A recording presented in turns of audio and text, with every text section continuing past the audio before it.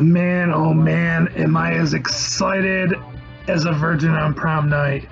I will tell you what an exciting Monday night of fantasy football in this league. We had 3 games come down to the bitter end. We had 2 that were still pretty close going into Monday night. It was exciting all across the board. Really crazy things, really, with people not scoring a lot of points that were supposed to on Monday night. And then people just going off like Kyler Murray and other ones. So I'm going to get rolling into it real quick here because I'm excited. I'm going to talk about the first 2 games. They weren't as close, but they still mattered, you know. I'm going to go with Dan 104, Chris Allen 173. Dan's team sort of falling apart on him a little bit, you know, and Chris is going in the other direction. Chris has really decided to move up a little bit, so he's at 3-3 now, I believe.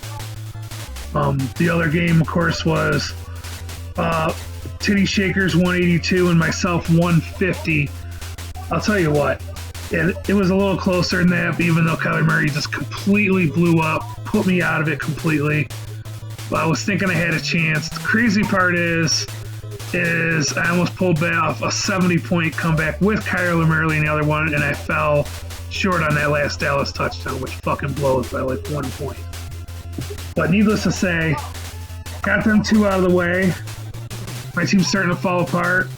Titty Shaker's a big thing with your game is that you just clinched over myself the playoff standings because it's head-to-head first, and you got both head-to-head against me, I'm pretty sure. So you have a tiebreaker over me that comes on the playoff standings. All right, so these last 3 games, holy smokes. So Ric Flair drip 199, Jovid 19, 197. Jovid, I was rooting for you.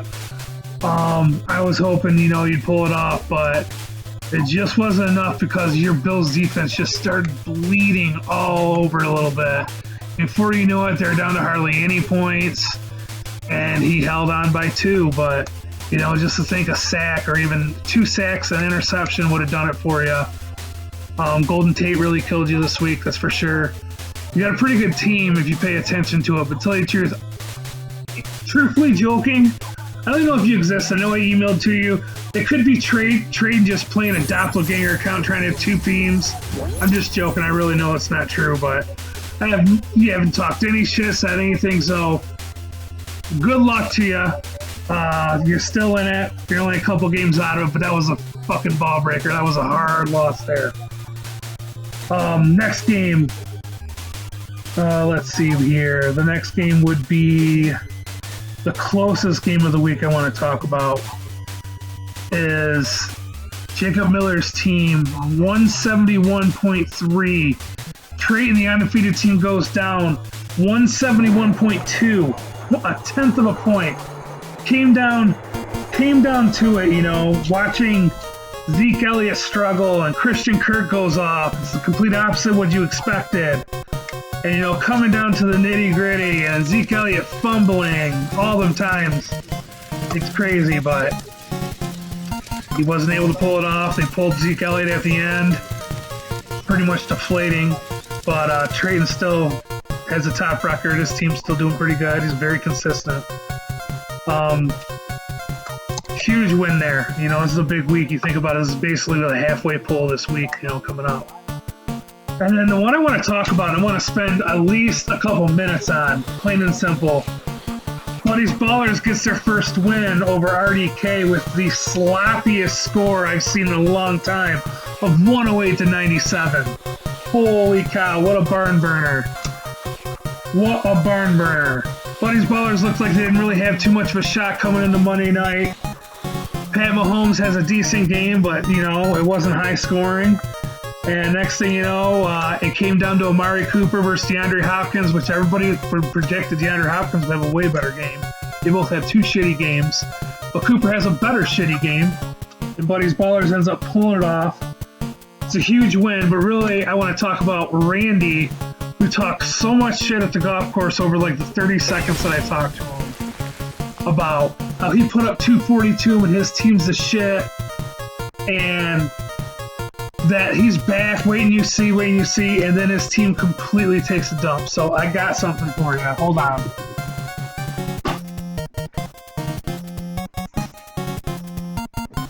This here,